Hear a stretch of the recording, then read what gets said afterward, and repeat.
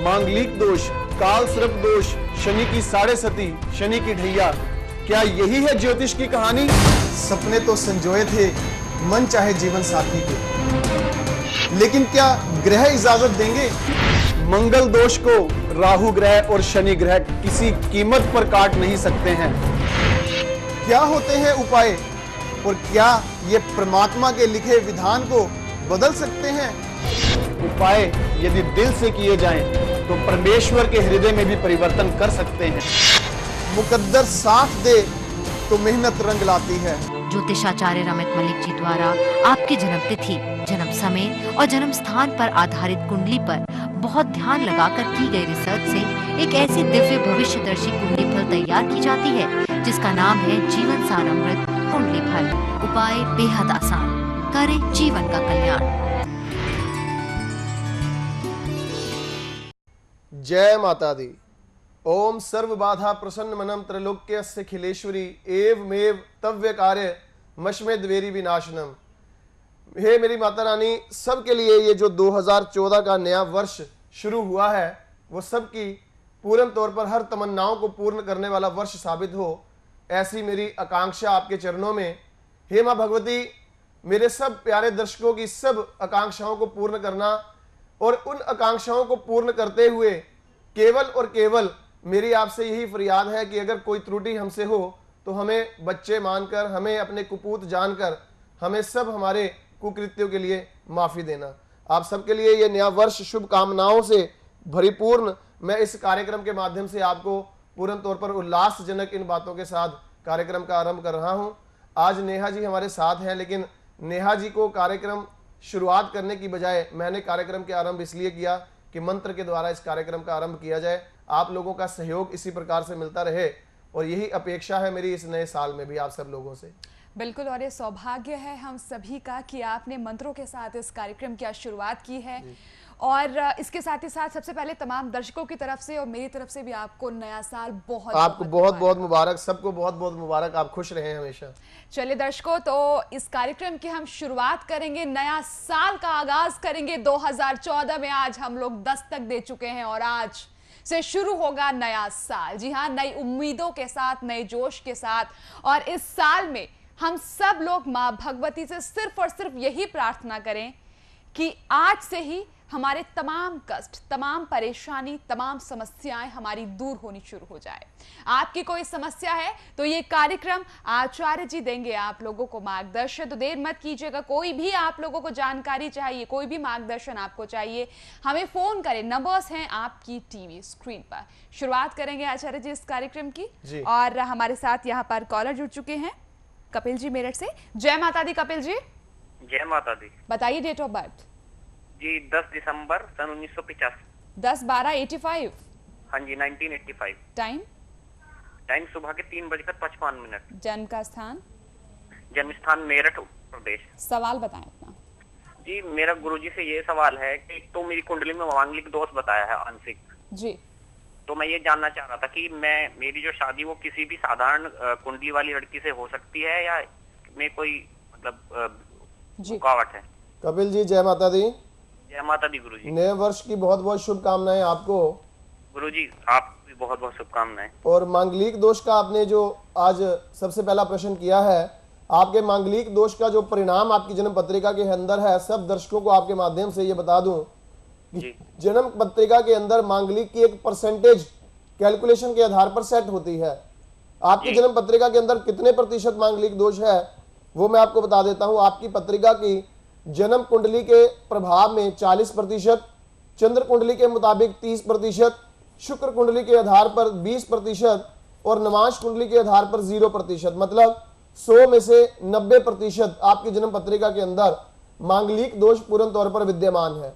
और जन्म पत्री ये बोलती है, हमारे ज्योतिष के रहस्य ये बोलते हैं कि ऐसी कोई भी लड़की जो मांगलिक दोष युक्त हो और वो भी कम से कम 60% मांगलिक हो तो आपका उसके साथ शादी करना अच्छा रहेगा। अगर कहीं 40% वाली किसी मांगलिक लड़की से आपकी शादी होती है जो केवल जन्म कुंडली के अंदर मांगलिक है, चंद्र शुक्र और आपके नवांश कुंडली के अंदर मांगलिक दोष ना हो, तो उस लड़की से साथ भी आपकी शादी करना बेहतर नहीं होगा। इसलिए किसी साधारण कुंडली वाली जो नॉन मांगलिक लड़की हो वहां तो शादी करना आपके लिए आ बैल मुझे मार वाली स्थिति रहेगी। इसलिए इस बात का खास ध्यान रखें कि मांगलिक दोष युक्त शादी आपके लिए करना ही बेहतर परिणाम आपको दे सकता है। ऊपर से मोरओवर आपकी कुंडली के अंदर यह बात भी जानने योग्य है कि 7वें घर में राहु शत्रु राशिगत बैठे हैं, और ऊपर से सबसे बड़ी जानने योग्य बात यह है कि आपके शुक्र ग्रह के साथ सूर्य और शनि 2 ग्रह ऐसे बैठे हैं जिनकी आपसी तौर पर रिलेशन ठीक नहीं है, इसलिए वहां पर शुक्र पिसेगा। इसलिए यहां पर मांगलिक दोष के विचार को किए बगैर विवाह का कोई फैसला आपको कपिल जी नहीं लेना है। जी गुरुजी एक प्रश्न और था कि मुझे ये बताया गया कि जैसे जो लोग मंगलवार में पैदा होते हैं उनके लिए मांगलिक दोष मतलब खत्म हो जाता है। देखो, हमारा शास्त्र में एक अध्याय है, उसे बोलते हैं स्त्री जातक अध्याय। क्या बोलते हैं? स्त्री जातक अध्याय। उसमें एक बात कही गई है कि जो लड़कियां खास तौर पर मंगल या शनिवार को पैदा हों, लड़कों के लिए ये कंडीशन नहीं है, जो लड़कियां मंगलवार को या शनिवार को पैदा हों उनकी जन्म पत्रिका के अंदर कुपित दोष जो नेगेटिव कॉम्बिनेशन है वो बहुत अधिक प्रभावी नहीं हो पाते हैं, ऐसा शास्त्र कहते हैं। लेकिन प्रैक्टिकल तौर पर जो आधुनिक मॉडर्नाइजेशन ऑफ द एस्ट्रोलॉजी है उसमें इन बातों का बहुत अधिक विचार करने के बावजूद नतीजे कोई बहुत सॉलिड नहीं आए हैं, इसलिए उस बात का विचार लड़कों के लिए तो बिल्कुल भी करना बेमानी रहेगी। जी गुरुजी। ठीक है जी। कहीं आपकी कोई चॉइस है क्या जहां आप शादी करना चाहते हैं? नहीं, चॉइस नहीं है गुरुजी, लेकिन ये है कि मुझे मतलब बंधन में नहीं बनना चाहता कि मैं मांगलिक लड़की से ही सब विवाह करूं। नहीं कपिल, ऐसा है कि जन्म पत्रिका के अंदर जो कॉम्बिनेशंस हों अगर उसके आधार पर अपने जीवन को हम सेट करने का प्रयास करें वो ज्यादा अच्छा होता है। आपने बढ़िया समय पर अपना प्रश्न लगाया है कि आपका मांगलिक से शादी होनी चाहिए या नहीं, और आपने उसका उत्तर भी मुझे लगता है संतुष्टि से जान लिया है। तो इस बात को अब इग्नोर नहीं करना ताकि आपका मैरिड लाइफ बहुत अच्छा बीते। का कोई उपाय नहीं गुरुजी? उपाय यही होता है कि मांगलिक का मांगलिक के साथ शादी हो, ये सबसे बढ़िया उपाय है, क्योंकि डायमंड कट्स डायमंड। इस प्रकार से हमारा एस्ट्रोलॉजी भी मानता है कि मंगल का काट केवल मांगलिक के पास ही है, ये सबसे बेहतर है। अगर कहीं कोई आपको ऐसी लड़की का प्रस्ताव आए जहां आपको बाकी सब बातें बहुत अच्छी लग रही हैं लेकिन मांगलिक नहीं है, तो ऐसी कुंडली आप व्यक्तिगत तौर पर डिस्कस कर लीजिएगा, उसकी कुंडली के गुण दोष को देखकर मैं आगे गाइड कर सकूंगा आपको। हाँ जी गुरुजी, मुझे ऐसे बताया था एक पंडित ने कि अगर 26 गुण से ज्यादा आपके मिलते हैं मांगलिक से तो आप कर सकते। मेरे भाई ये सब बातें पंचांग में लिखी हुई हैं। ज्योतिष का एक जहां गणना लिखी होती है वो पंचांग एक सब ज्योतिषियों के पास होता है, वो पंचांग में लिखी हुई बातें हैं, लेकिन प्रैक्टिकल ज्योतिष से इसका कोई वास्ता नहीं है। क्योंकि अगर प्रैक्टिकल एस्ट्रोलॉजी के साथ इन चीजों का संबंध होता तो जितने सिम्टम्स मैं मैच करता हूँ कुंडली के अकॉर्डिंग, मैंने आज तक इतनी कुंडलियां ज्योतिष की पढ़ ली, इतना किताबें पढ़ ली, इतनी पंचांग पढ़ ली है, लेकिन मुझे कहीं वो सिम्टम किसी किताबों में पढ़ने को नहीं मिले। ये एक्सपीरियंस बोलता है, इसलिए एक्सपीरियंस के आधार पर यह बात सही साबित नहीं होती है कि 26 गुण से ज्यादा या 28 गुण से ज्यादा अगर गुण मिल गए तो मांगलिक का विचार करो या ना करो तो वो विवाह सही रहता है, ऐसा मैं नहीं मानता हूँ। जी गुरु।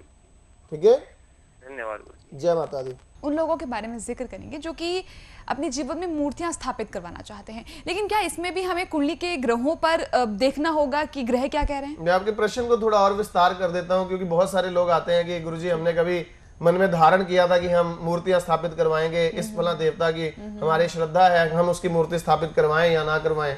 तो मैं बोलता हूँ मेरे भाई, जब मन्नत ले ली थी उस समय तो पूछा नहीं था। अब तो ये समझो या तो आप पापी या मैं पापी। अगर मैं कहूँगा कि मत करवाओ तो आपका दोष मेरे ऊपर आएगा कि आपकी मन्नत पूरी होने में मैंने बाधा खड़ी की, और अगर आप मेरी बात सुन के नहीं स्थापित कराएंगे तो आपने अपनी मन्नत पूरी नहीं की, तो अगले जन्मों के फेर में पड़े रहोगे, मोक्ष की प्राप्ति नहीं हो सकेगी। इसलिए कभी भी ऐसी कोई भावना अगर मन से निकालनी है तो पहले उसको ज्योतिर्विद की राय से जरूर मैच कर लें। फिर बहुत सारे लोग ऐसे भी होते हैं जो कहते हैं कि गुरुजी हमने सोचा था कभी हम स्कूल बनाएंगे जहां हम निःशुल्क छोटे गरीब बच्चों को पढ़ाएंगे। कुछ लोग ये कहते हैं कि हमने वृद्ध आश्रम खोलने का संकल्प किया था, क्या हम खोल लें, हमें ठीक रहेगा। ये तो नहीं हमने किसी संपत्ति पर ऐसी कोई जगह बना ली तो उसके बाद हमारा घर की लुटिया डूब जाएगी। बहुत सारे ज्योतिषियों ने हमें कह दिया कि वृद्ध आश्रम मत बनाना, तुम फेल हो जाओगे, कारोबार खत्म हो जाएगा। ये सब बातें आपके जीवन में बहुत अधिक महत्व रखती हैं, लेकिन अगर आपने संकल्प कर लिया है, संकल्प करने के बाद उसे पूर्ण करने से पहले ज्योतिषविद के पास जाकर इसके संशय को मत बरकरार रखें। फिर ये मत सोचें, ये मत पूछें कि करें या ना करें, फिर ये कहें कि हमने ये करना है, इसके लिए समुचित रास्ता भी सुझा दें, विधि भी बता दें, और अगर कोई खास बात की प्रिकॉशन रखनी है तो वो प्रिकॉशन भी ले लें। इसलिए आप अगर किसी भी भगवान की, किसी भी देवी देवता की मूर्ति स्थापित करना चाहते हैं, या किसी भी प्रकार से आप किसी परमात्मा धर्मात्मा के नाम पर, किसी प्रकार से कोई परमेश्वर के नाम पर कोई जमीन जायदाद दान करना चाहते हैं, भूमि दान करना चाहते हैं, वहां पर कोई सामग्री दान करना चाहते हैं जहां कंस्ट्रक्शन हो सके, तो ऐसी स्थितियों के लिए आपको विशेष तौर पर किसी भी ज्योतिर्विद की राय, सही मार्गदर्शन अपनी दशा अंतरदशा के अनुसार जरूर ले लेना चाहिए। बहुत सारे लोग हमारे पास ऐसे भी हैं जिनके साथ सच में ऐसा हुआ कि उन्होंने किसी बड़े अच्छे शुभ कार्य के लिए कुछ डोनेशन दी, कार्य अच्छा किया, नियत भी अच्छी थी, लेकिन उसके बाद बिल्कुल फ्लॉप हो गए, फेल हो गए। ऐसा क्यों हुआ? क्योंकि दशा उस प्रकार की बातों की इजाजत नहीं देती थी। जब पाप ग्रह पाप कर्म करने की प्रेरणा दे रहे होते हैं और आप शुभ कर्म करके किसी प्रकार से देवी देवता को प्रसन्न करते हो जो उस महादशा नाथ के एंटी ग्रह हो, तो निश्चित तौर पर आपको उसके प्रकोप का सामना करना पड़ेगा।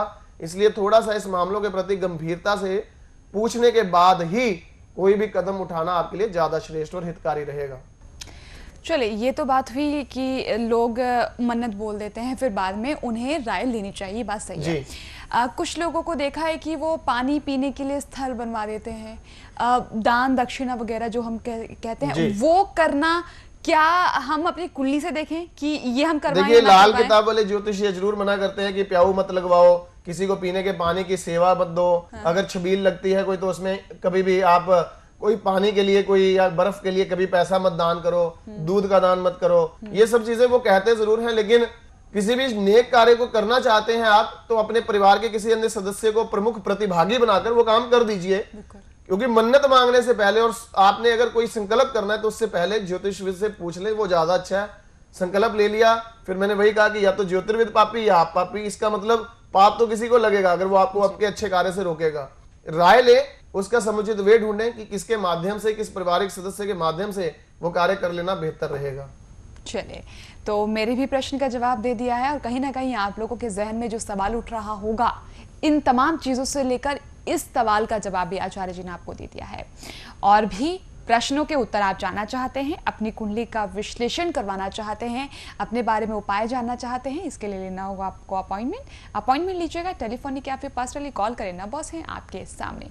जीवन सार अमृत कुंडली फल जरूर बनवाएं, बार बार ये बात कह रही हूँ। जीवन सार अमृत कुंडली फल आपको बनवाएंगे तो खुश मैं नहीं होंगे, या फिर बहुत सारी चीजें नहीं हो जाएंगी। बात यही है कि हम ये चाहते हैं कि आप हमेशा खुश रहें, क्योंकि जीवनसार अमृत कुंडली फल एक एक बात बताती है आपके बारे में, एक एक चीज उसके अंदर लिखी गई है, साथ में उस परेशानी से बचने का उपाय भी है।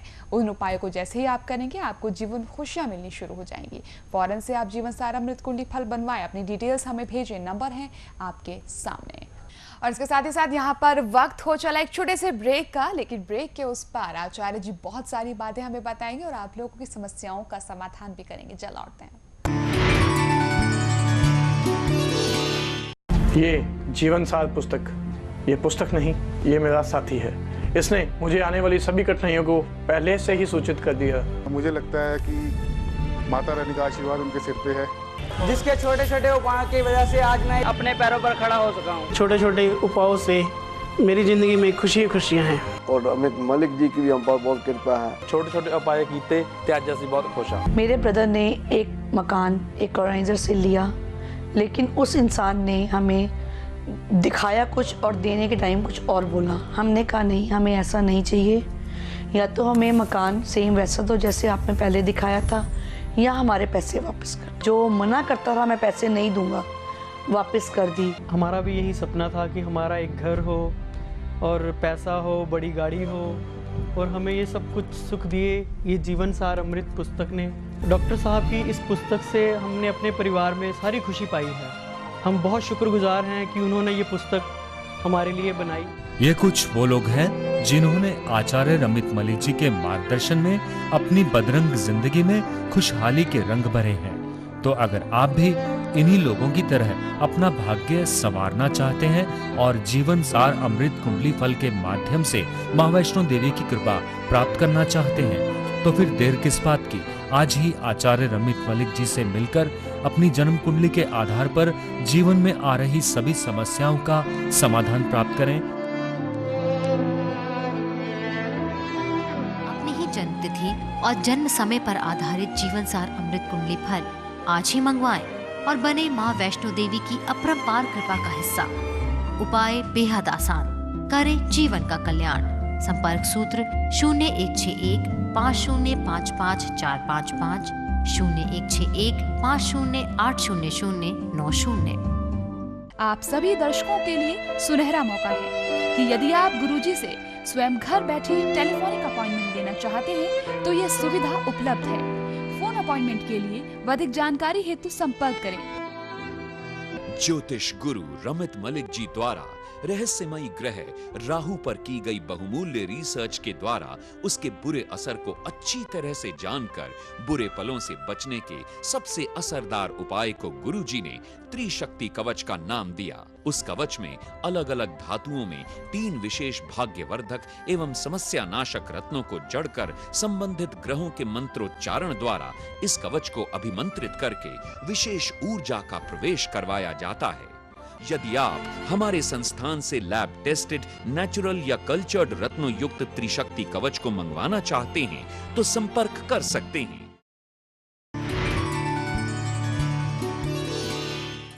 छोटे से ब्रेक के बाद स्वागत है एक बार फिर आप सभी का हमारे इस खास कार्यक्रम तारे ज़मीं में। बढ़ेंगे आगे। कॉलर हमारे साथ है ऋतु जलगांव से। ऋतु जी जय माता दी। जय माता दी गुरु जी। बताइए। जय माता दी। मैं अपने पापा के बारे में पूछना चाहती हूँ। Date of birth? उनकी डेट ऑफ बर्थ है 10/12/1958। टाइम? 23/12। हाँ 58। 6:25 AM। जी समय 6:25 AM। Place? Parbhani. Parbhani district है? महाराष्ट्र। परभनी डिस्ट्रिक्ट है महाराष्ट्र में? हाँ ठीक है। सवाल पूछेगा पापा जी के बारे में, पहले नाम बता दीजिए। दिलीप नाम है पापा का। सवाल? हमारे खेती पे कोर्ट केस चल रही है और है ना पुराना घर है मतलब दादाजी का, तो वो बेचना है जी। तो कब तक बेचेगा? एक तो परभनी डिस्ट्रिक्ट नहीं मिल रहा है, और कोई आसपास उसके? औरंगाबाद है। औरंगाबाद। अच्छा अभी आप बताएं कि आपने जो कहा कि कोई केस चल रहा है संपत्ति पर, उसके रिलेटेड आप जानना चाहते हैं, क्या हल रहेगा?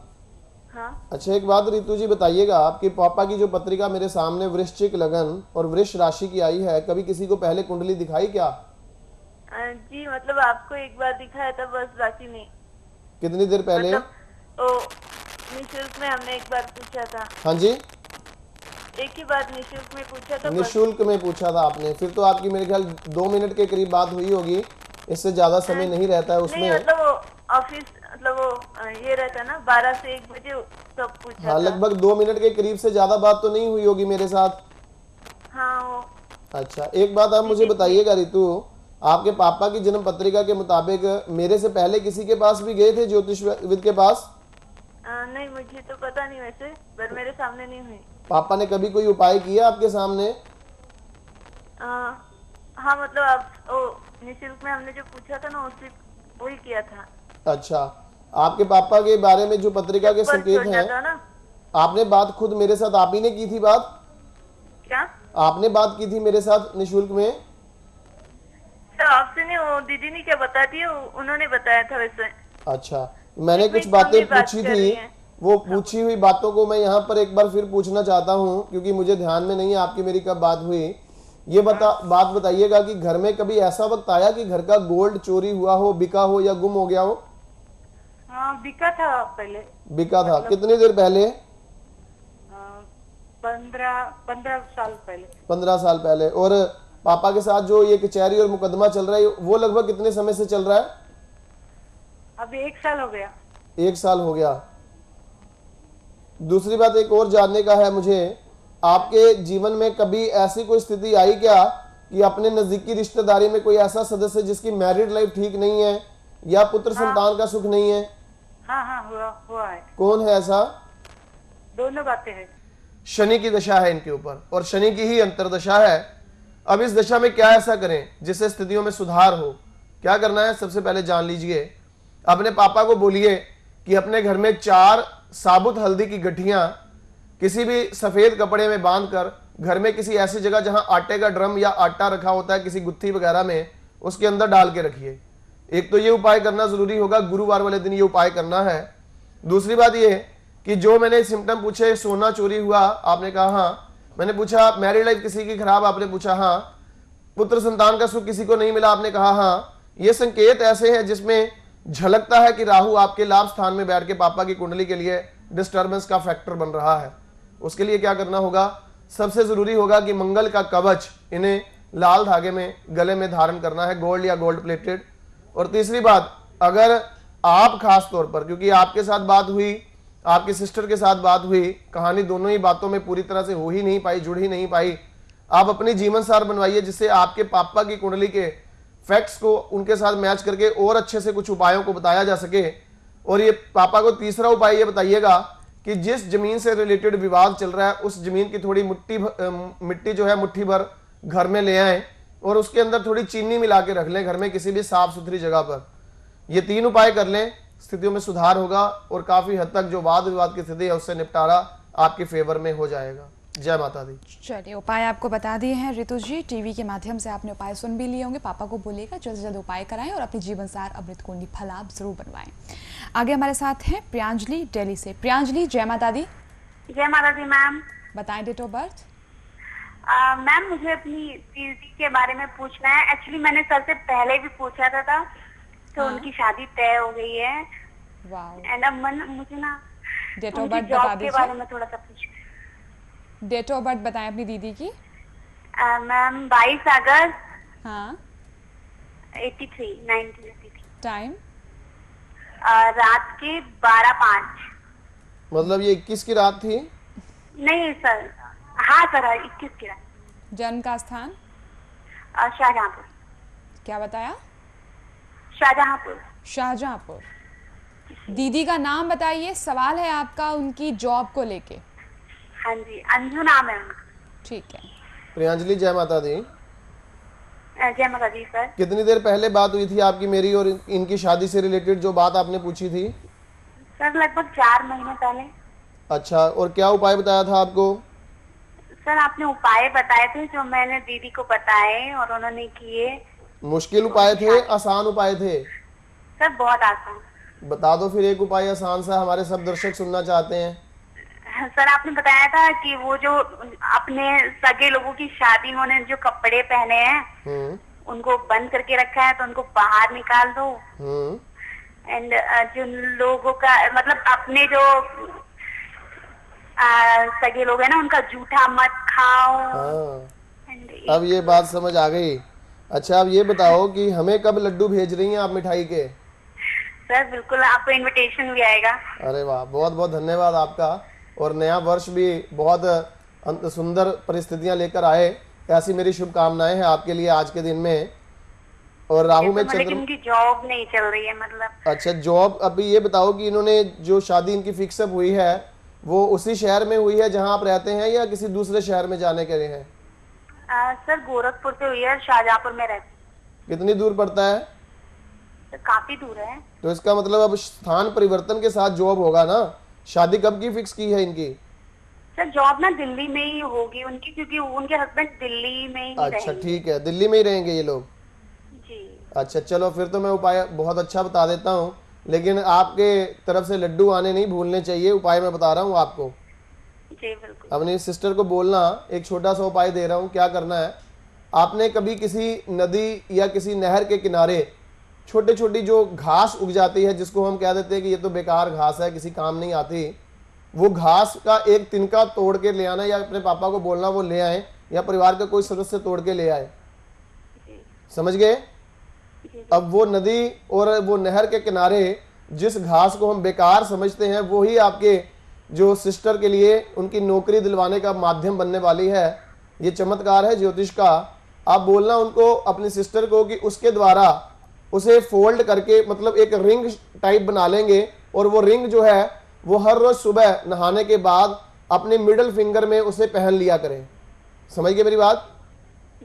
जैसे एक बार उसको लपेट लिया, फिर उसके अंदर काने में काना फंसाते फंसाते उसको एक रिंग की तरह शेप दे दी, नहाने के बाद उसको पहन लिया करें और रात को सोने से पहले उसको उतार दिया करें। समझ गए? तो सर वही वाली रिंग मतलब या रोज हाँ, नहीं वो बनी बनी सी रिंग उतार लेनी है।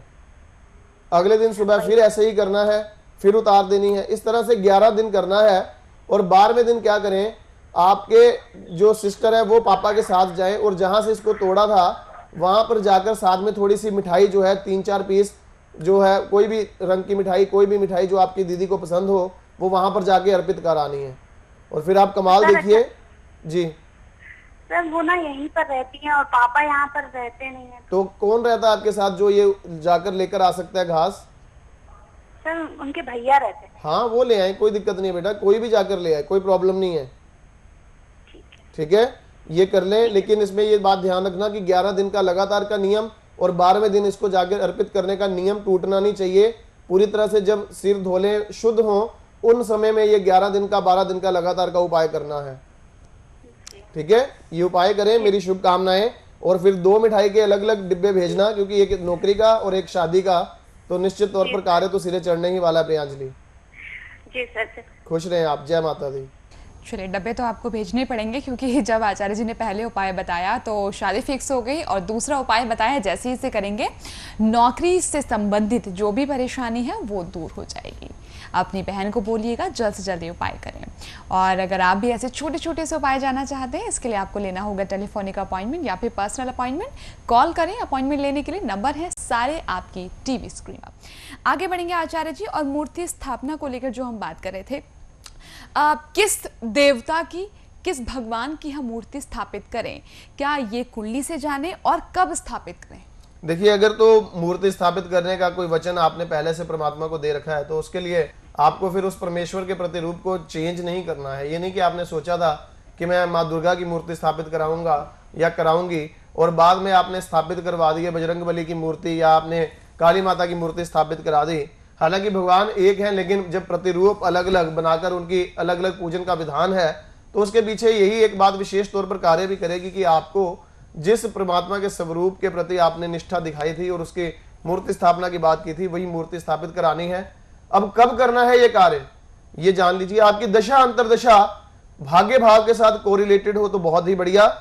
और खास तौर पर जो पंचांग में अलग से मुहूर्त दिए गए होते हैं कि देवीय मूर्ति स्थापना विशेष दिवस, उन दिनों में से आप अपनी जन्म कुंडली के नक्षत्र के आधार पर तारा श्रृंखला को मैच करवा के अगर सही दिन का चुनाव करें तो उस दिन आपको पूरे तौर पर कर्मकांड पंडित जी के द्वारा बताए गए सारे नियमों की पालन करते हुए फिर मूर्ति स्थापित करानी है। अगर वो आपको कहें कि जमीन पर सोना है 3 दिन, या आपको कहें कि ब्रह्मचार्य का पालन करना है, प्याज वाली सब्जी नहीं खानी है, नॉन वेज एग नहीं लेना है, इन सब चीजों का पालन जरूर करिएगा, तभी उस मूर्ति स्थापना का पूर्ण प्रतिष्ठित फल आपको प्राप्त होगा।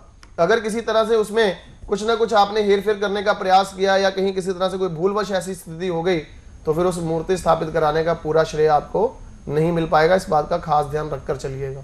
चलिए, तो आज के इस कार्यक्रम में बहुत सारी बातें हमें आचार्य जी ने बताई, ज्ञान से परिपूर्ण, जो कि हमारे लिए बहुत ज़्यादा ज़रूरी है। तो अगर आप भी, आपके कोई सवाल हैं, आप आचार्य जी से उनका समाधान प्राप्त करना चाहते हैं, अपनी कुंडली का मार्गदर्शन करवाना चाहते हैं, अपॉइंटमेंट लें, नंबर है आपके सामने। तो आचार्य जी, यहाँ पर वक्त हमें इशारा कर रहा है कि 2014 के पहले एपिसोड को हमें यहीं पर विराम देना होगा। बहुत बहुत शुक्रिया आपका आने के लिए। जय माता दी। Wish you happy new year. परमात्मा आप सबको पूर्ण तौर पर सेहतमंद रखे, खुशियों से भरपूर आपका ये नया साल रहे, यही मेरी शुभकामनाएं हैं। जय माता दी।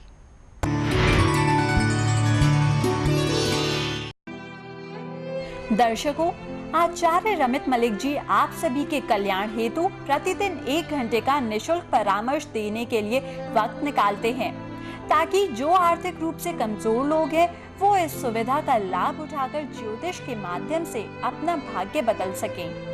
लेकिन इस नेक काम में उस वक्त बाधा आती है जब आप ज्योतिष को एक जादू समझ लेते हैं और मात्र 2-4 दिनों में ही फायदा होने के सपने देखने लगते हैं। ध्यान रखें, ज्योतिष कोई जादू नहीं बल्कि एक गणना है। आचार्य जी द्वारा जो भी उपाय आप लोगों को सुझाए जाते हैं उसे धैर्य पूर्वक और पूरी श्रद्धा के साथ करें। भरोसा रखें, माता रानी की कृपा से आपकी हर समस्या का समाधान जरूर होगा। यदि आपको 2-4 दिनों के उपायों से कुछ शुभ संकेत या रत्ती भर भी फायदा महसूस होने लगे तो अपने दिल की आवाज को सुनकर आप किसी अच्छे ज्योतिर्विद से पूर्ण हल हेतु कुंडली का संपूर्ण विश्लेषण शीघ्र ही करवा लें। जय माता दी।